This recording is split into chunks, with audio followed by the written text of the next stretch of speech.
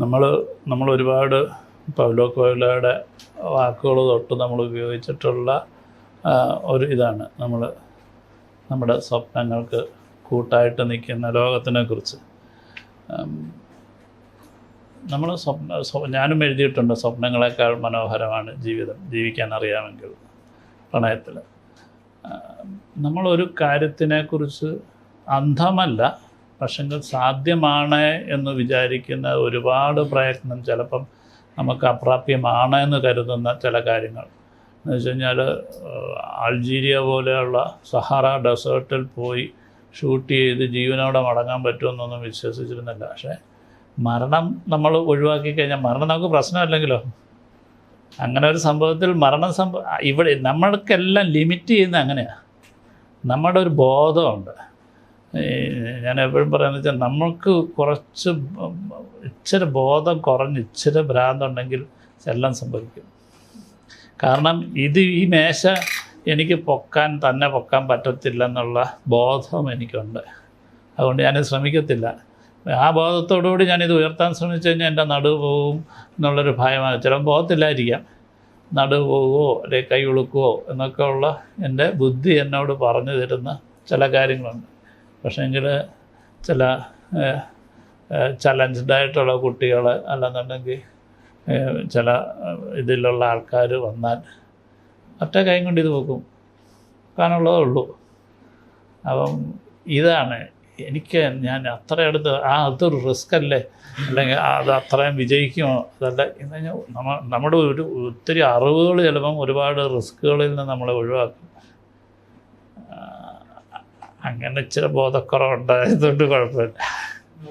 സാറിൻ്റെ ഈ ആടുജീവിതത്തെ കുറിച്ച് സോഷ്യൽ മീഡിയയിൽ കണ്ട ഒരു കമൻ്റായി, അമല പോളും പൃഥ്വിരാജും തമ്മിലുള്ള ഷോർട്സ് അത് കുറച്ച് ക്രിഞ്ചാന്നൊക്കെ പറഞ്ഞിട്ട്. ഇതൊരു കപടതയല്ലേ? ഒരു ഒരു ഒരു ഒരു പ്രണയവും സ്നേഹവും വികാരവും ഉള്ള ഒരു പുരുഷനും സ്ത്രീയും തമ്മിൽ ഏത് എക്സ്റ്റെൻറ്റ് വരെ പോകണമെന്ന് വേറൊരാളാണ് തീരുമാനിക്കുന്നത്.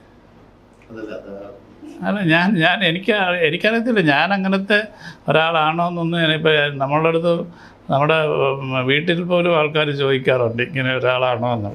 കാരണം ഈ സിനിമയുടെ കഥ എന്നെ രസകരമായിട്ട് തോന്നുന്ന ഒരു കാര്യം വെച്ചാൽ, ഈ സിനിമയുടെ കഥ ആടുജീവിതം എന്ന് പറയുന്ന സിനിമയെക്കുറിച്ച് ആദ്യമായി പൃഥ്വിരാജിൻ്റെ അടുത്ത് ഞാൻ സംസാരിക്കുമ്പോൾ രാജുവിൻ്റെ അടുത്ത് ഞാൻ പറഞ്ഞു, മീശ നന്നായിട്ട് ഒരു കട്ടി മീശ വേണം. എന്താ ഈ ഒരു ഘട്ടത്തിലെ ഒരു സീക്വൻസിൻ്റെ ഈ സൈനു നജീബിൻ്റെ മീശ കടിച്ചെടുക്കും എന്ന് പറഞ്ഞു, ഒരു പാട്ടിൻ്റെയൊക്കെ ഒരു ഇതിന്. അപ്പോൾ പാട്ടും ഉണ്ടായിട്ടില്ല, സിറ്റുവേഷനും ഉണ്ടായിട്ടില്ല, തിരക്കഥയും ഉണ്ടായിട്ടില്ല. അതിനെത്രയോ നാളുകൾക്ക് ശേഷം ഇതെല്ലാം സംഭവിക്കുന്നത്. ഒരു 5-6 വർഷങ്ങളും കഴിഞ്ഞിട്ടായിരിക്കും സംഭവിക്കുന്നത്. അമല പോളും ഇല്ല, ആരുമില്ല, സൈന് മാത്രമേ ഉള്ളൂ. അതിന് മുഖമില്ലാത്ത ഒരാളെന്ന് വിചാരിച്ചുള്ളൂ ഈ 2 കഥാപാത്രം. അതാണ് ഞാൻ സിനിമയിൽ കാണിച്ചത്. ഞാൻ എഴുതി അങ്ങനെ തന്നെയാണ് വെക്കുന്നത്. ഞാൻ എഴുതിയിരിക്കുന്ന ചേച്ചി, നമുക്കും ഈ സാഹിത്യകാരനാകാൻ പറ്റാത്തത് കൊണ്ട് നമ്മുടെ എഴുത്തില്ലെങ്കിലും സാഹിത്യകാരനാണ്ട് എനിക്ക് എഴുതുന്നെന്ന് തോന്നുന്ന എൻ്റെ പ്രണയത്തിൽ എഴുതുമ്പോൾ എനിക്ക് തോന്നുന്നു ചുംബന ഭാരത്താൽ ആ വള്ളം മുങ്ങിയെന്ന് തോന്നുന്നു.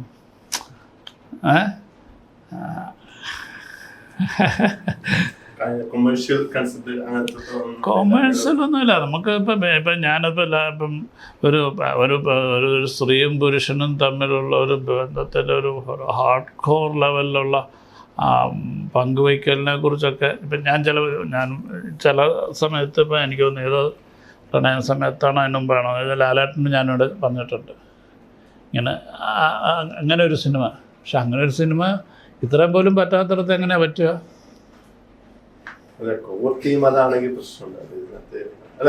അങ്ങനെയല്ല, എനിക്കത് അല്ല. എൻ്റെ അടുത്ത് കഴിഞ്ഞ ദിവസം ഞാൻ ഒരു പ്രമുഖ പത്രത്തിലെ ഒരു ആൾ ചോദിച്ചു, ഈ 5ാം ക്ലാസ്സും കുസ്തിയും പഠിച്ച നജീബിന് ഇത്രയൊക്കെ മണിരത്നത്തിൻ്റെ കാൽപ്പനികതയിൽ പ്രണയം നടത്താൻ പറ്റുമോ എന്ന് ചോദിച്ചു. അപ്പോൾ അതുകൊണ്ടാണ് ഞാൻ നേരത്തെ പറഞ്ഞത്, ഈ 5ാം ക്ലാസ് ആണോ ഇതിൻ്റെയൊക്കെ ഇതിനെ തീരുമാനിക്കുന്നത്? ഒരാളുടെ ഒരു സൗന്ദര്യവും ഭാവനയും അയാളുടെ രതിയോടുള്ള അയാളുടെ ചില സ്വപ്നങ്ങളും ഒക്കെ അല്ലേ. അപ്പം പിന്നെ അറിയാതെ ഞാൻ മാറി വന്നു. ഈ സൈനുവിന് എത്രാം ക്ലാസ് വരെ പഠിച്ചെന്ന് നമ്മൾ പറഞ്ഞിട്ടില്ല. സൈനുവിൻ്റെ നിർബന്ധം കൊണ്ടാണെങ്കിലോ, സൈനു ആണ് ഈ തരം ഒരു കാൽപ്പനികതയിലേക്ക്, അതായത് സൈനു ആണല്ലോ വള്ളത്തിൽ വിളിച്ചിട്ട് നമുക്കൊരു വീട് വേണം സ്വപ്നങ്ങളൊക്കെ പറഞ്ഞു കൂട്ടുന്നത് സൈനു ആണ്. അപ്പോൾ സൈനു ആയിരിക്കാം ഇങ്ങനെ ചുംബിക്കുന്നതിനെക്കുറിച്ചും സൈനു ആണല്ലോ ചുംബിക്കുന്നത്. അപ്പോൾ ഇത് നമ്മുടെ അറിവുകളിലേക്ക് ലോകത്തിനെ തളച്ചിടുന്നതിൻ്റെ പ്രശ്നമാണ്. അതായത് ഇവിടുത്തെ പുരുഷ സ്ത്രീ ബന്ധങ്ങളിൽ എത്ര പേര് അതിൻ്റെ പൂർണ്ണതയിൽ അനുഭവിക്കുന്നു എന്നുള്ളത് ഡിസ്കസ് ചെയ്യാൻ ആർക്കെങ്കിലും ധൈര്യമുണ്ടോ? രാജുവിനെ സംബന്ധിച്ചിടത്തോളം, പൃഥ്വിരാജിനെ സംബന്ധിച്ചിടത്തോളം വളരെ നോളജുള്ള ഒരാളാണ്, വളരെ കോൺഫിഡൻസ് ഉള്ള ഒരാളാണ്. ചിലർ പറയും അഹങ്കാരിയാന്ന് പറയും അല്ലേ. അപ്പം അതിൻ്റെ കാരണം വെച്ചാൽ അദ്ദേഹത്തിൻ്റെ അറിവ് തന്നെയാണ്. അതുകൊണ്ട് തന്നെ അദ്ദേഹത്തിന് എല്ലാത്തിനും അതിൻ്റെ വലിയൊരു എനർജി ഉണ്ട്. അപ്പം രാജുവിൻ്റെ ഒരു എനർജിയും എൻ്റെ എനർജിയും തമ്മിൽ ഒത്തിരി വ്യത്യാസമില്ലേ പ്രസൻറ്റേഷനിലൊക്കെ. അപ്പം നമ്മൾ ഇത് എല്ലാ സിനിമയ്ക്കും അങ്ങനെ തന്നെയാണ് ഉണ്ടാക്കുക. അപ്പം ഇവരുടെ ഒരു കോമൺ ഫാക്ടർ നമ്മൾ മനസ്സിലാക്കുകയും അതിനെ നമ്മൾ ഒഴിവാക്കുകയാണ് ചെയ്യുന്നത്.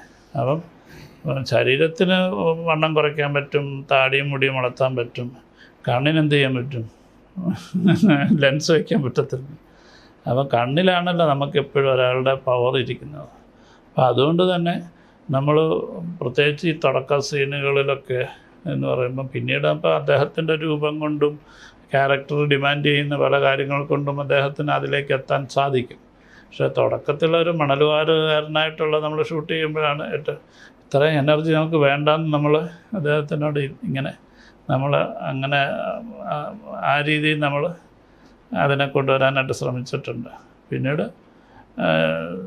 അദ്ദേഹത്തിൻ്റെ മാത്രമല്ല മറ്റേ ഇബ്രാഹിം ഖാദരി, ഹക്കീം, ഇവർക്കൊക്കെ ഓരോ സീനിലും ഇത് ഡിറ്റോറേറ്റ് ചെയ്യുന്ന എനർജി ലെവൽ നമ്മൾ സ്ക്രിപ്റ്റിൽ തന്നെ നമ്മൾ മാർക്ക് ചെയ്യുമായിരുന്നു.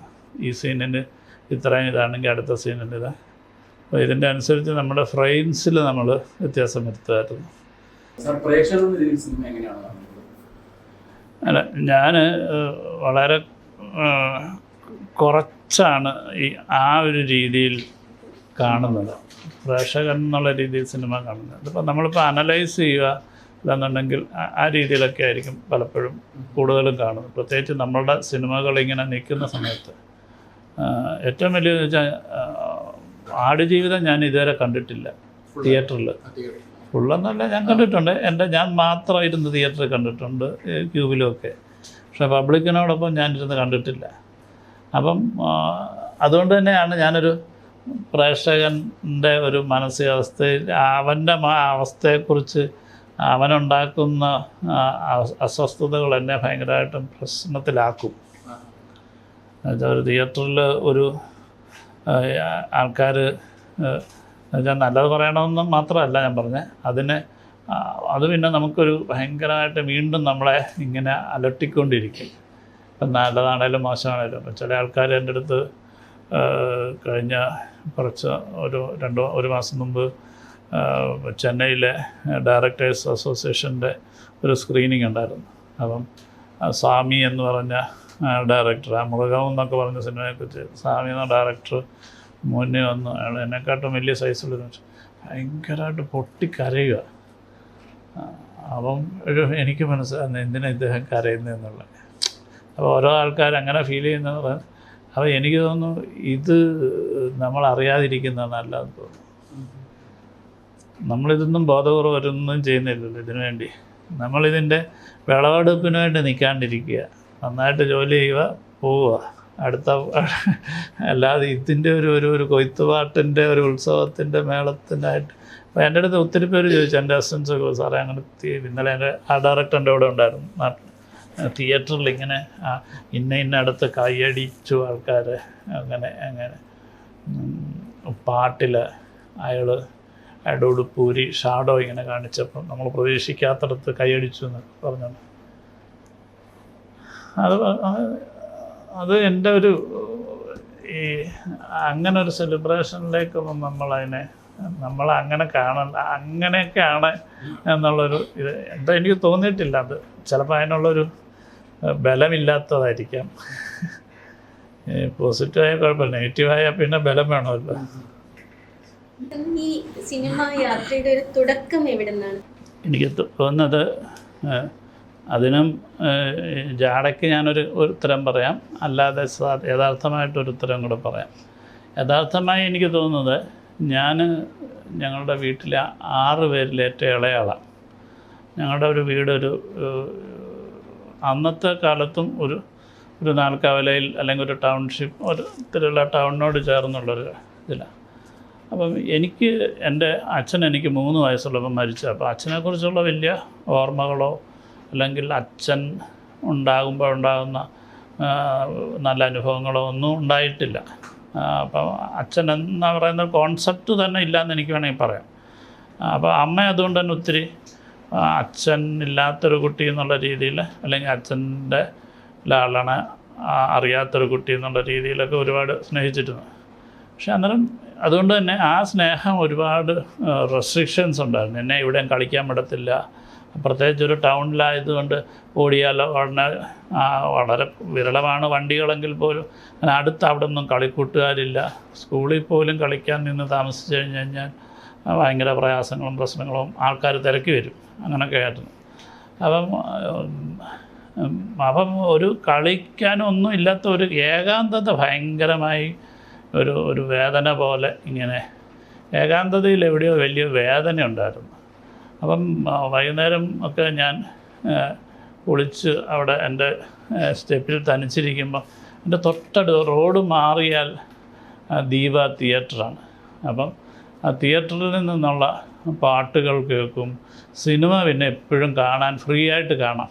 ഇടയ്ക്കിടയ്ക്ക് വേണമെങ്കിലും റോഡ് ക്രോസ് ചെയ്ത് കഴിഞ്ഞാൽ ആ തിയേറ്ററിൽ ഇങ്ങനെ കാണാൻ പറ്റും. ഞാനന്നേരം ഈ സിനിമ പാരഡൈസ് പറഞ്ഞപ്പോഴൊക്കെ എൻ്റെ ഒരു ഹിസ്റ്ററി അല്ലെങ്കിൽ എൻ്റെ ഒരു ബയോഗ്രാഫിയൊക്കെ ചെയ്ത് കഴിഞ്ഞാൽ ഏതാണ്ട് അതുപോലൊക്കെ കാര്യം. അപ്പോൾ അതുകൊണ്ടാണ് ഞാൻ അതിനെ മൈൻഡ് ചെയ്യാഞ്ഞത്. കാരണം ഞാനും അങ്ങനെ വളർന്ന ഒരാളായതുകൊണ്ട്. അപ്പം തിയേറ്റർ സിനിമ ഇങ്ങനെ ഭയങ്കരമായി നമ്മളെ ചെറിയ പ്രായം തൊട്ട്. അപ്പം ഇതിൻ്റെ മുഖ്യമായ ആൾ സംവിധായകനാണെന്ന് അന്നേ അറിയാമായിരുന്നു. എനിക്ക് തോന്നുന്നു ഒരു 4ാം ക്ലാസ്സിൽ 5ാം ക്ലാസ്സിൽ പഠിക്കുമ്പോഴാണ് എൻ്റെ അമ്മ എൻ്റെ അടുത്ത് നിനക്ക് ആരാകാനാണ് ആഗ്രഹം എന്ന് ചോദിച്ചപ്പോൾ ഞാൻ പറഞ്ഞ ഒരു സംവിധായകനാണ്. അപ്പോൾ എനിക്ക് തോന്നുന്നു അമ്മച്ചിക്ക് അന്നേരം അത്ര മനസ്സിലായി കാണത്തില്ല എന്താണ് ഈ സംവിധായകൻ. പക്ഷേ ഞങ്ങളൊക്കെ അമ്മച്ചി ഉൾപ്പെടെ ഞങ്ങളാൾക്കാർ വീട് തൊട്ടടുത്തായതുകൊണ്ട് അതാ പറഞ്ഞത്, കാലം ഭയങ്കരമായ ഒരു മാറ്റമുണ്ട്. അവിടെ ഒരു കുടുംബമായിട്ടൊക്കെ ആൾക്കാർ തിയേറ്ററിൽ സിനിമ കാണാൻ വന്നാൽ ഇൻ്റർവെല്ലാകുമ്പം മൂത്രം ഒഴിക്കാനും മറ്റുമൊക്കെ ആയിട്ട് ചിലപ്പം റോഡ് ക്രോസ് ചെയ്ത് നമ്മുടെ വീട്ടിലായിരിക്കും ചില ബന്ധുക്കളൊക്കെ വരുന്നത്. അപ്പം അങ്ങനെ അതുകൊണ്ട് തന്നെ ഭയങ്കരമായിട്ട് നമ്മൾ സിനിമ കണ്ടില്ല എപ്പോഴും സിനിമ കാണാൻ വരുന്നവർ നമ്മളെ വിസിറ്റ് ചെയ്യുന്നു എന്നൊക്കെ പറയുന്ന ഒരു വലിയൊരു റിലേഷൻസ് ഉണ്ടാകുന്നു. ചിലപ്പോൾ നമ്മൾ കൊച്ചുകുട്ടികളല്ലേ, അവർ സിനിമ കാണാൻ വരുമ്പോൾ നമ്മളെ കൂടെ കൂട്ടിക്കൊണ്ടു പോകും, ഇങ്ങനെയൊക്കെയുള്ള. അപ്പം സിനിമ വളരെ അടുത്ത് നിന്ന ഒരു ബാല്യമായിരുന്നു എനിക്കുണ്ടായിരുന്നത്. പിന്നീട് ഈ പറഞ്ഞ ജോർജ് സാറ് ഒക്കെ ഇങ്ങനെ ഫിലിം മേക്കറായി എന്നറിയുമ്പം തന്നെ അതിൻ്റെ ആഗ്രഹത്തിന് കൂടുതൽ വഴി വെച്ചു എന്ന് വേണമെങ്കിൽ പറയാം.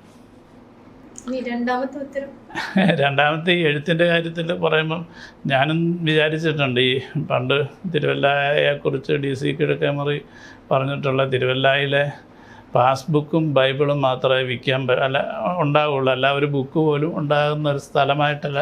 പക്ഷേ ഇപ്പോൾ അവിടെ ഒരു വളരെ എല്ലാവരുടെയും ബുക്ക് സ്റ്റാൾ ഇപ്പോൾ ഉണ്ടെങ്കിൽ പോലും. അപ്പോൾ അങ്ങനെ ഒരു വായന അല്ലെങ്കിൽ അത്തരം രീതിയിലുള്ള ഒരു സാംസ്കാരികമായ സാഹിത്യപരമായ ഒരു വലിയ ചർച്ചകളോ കാര്യങ്ങളോ ഒന്നും ഇന്നും വളരെ അപൂർവമായി നടക്കുന്നൊരു ഇടം തന്നെയാണ്. കാരണം ഒരു സെൻട്രൽ ട്രാവൻകൂറിലെ ഒരു ക്രിസ്ത്യൻ മെജോറിറ്റിയുടെ പണ്ട് സ്വർണ്ണക്കട തുടങ്ങാൻ ജോയാലുക്കാസ് പോലും മടിച്ചിരുന്നു. കാരണം ഇവിടെയൊക്കെ സ്വർണ്ണം ഉപയോഗിക്കുന്നവരാണോ എന്നൊക്കെ ചോദിച്ചിട്ടുണ്ട്. അപ്പോൾ അങ്ങനെ ഒരുപാട് ഇത് പറയുന്നൊരു ഇടം കൂടിയാണ്. കാരണം വിദേശത്ത് ഏറ്റവും കൂടുതലുള്ള ആൾക്കാരുള്ളൊരു ഇടം എന്നൊക്കെ. അപ്പം എനിക്കറിയത്തില്ല, എനിക്ക് ചെറിയ പ്രായത്തിൽ തൊട്ട് ഞാൻ കുറച്ച് വായിക്കുകയൊക്കെ ചെയ്യുമായിരുന്നു. വായന നന്നായിട്ടുണ്ടായിരുന്നു. പിന്നെ ഈ ഏകാന്തത ശരിക്കും എനിക്ക് തോന്നുന്നു, എനിക്ക് 16 വയസ്സുള്ളപ്പം ഒരുപാട് സ്നേഹിച്ചിരുന്ന എൻ്റെ അമ്മയും എന്നെ വിട്ടുപോയി.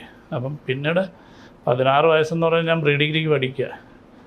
പിന്നെ അങ്ങോട്ടൊരു എന്താ ഇരുണ്ട അവസ്ഥകളാണ്, സംസാരിക്കാത്ത ദിവസങ്ങളുണ്ടാവുക. അപ്പം പിന്നെ അതിനകത്തൊരു ഒരു കാഠിന്യം അങ്ങനെ കൂടിക്കൊണ്ടിരിക്കുകയാണ്. അപ്പം അത് കുറച്ച് അതിൽ നിന്ന് ഡൈവേർട്ട് ചെയ്തിട്ടുള്ളത് ഈ വായന, സിനിമ അങ്ങനെയൊക്കെയാണ്. അപ്പം പിന്നെ വേറെ ലക്ഷ്യമൊന്നുമില്ലല്ലോ. ഞാൻ ഒരാൾ നിലനിൽക്കുന്നതിൻ്റെ അകത്ത് പ്രത്യേകിച്ച് ഭൂമിക്കോ മറ്റാൾക്കാർക്കോ ആവശ്യമില്ലാതെ വരുന്ന, കരുതുവാനില്ലാത്തൊരവസ്ഥയ്ക്ക് ഉണ്ടാകുന്ന ഒരു ഖനമുണ്ടല്ലോ. ആ ഖനത്തിലായിരുന്നു എൻ്റെ ബാല്യവും യൗവനവും, കൗമാരവും യൗവനവും ഒക്കെ.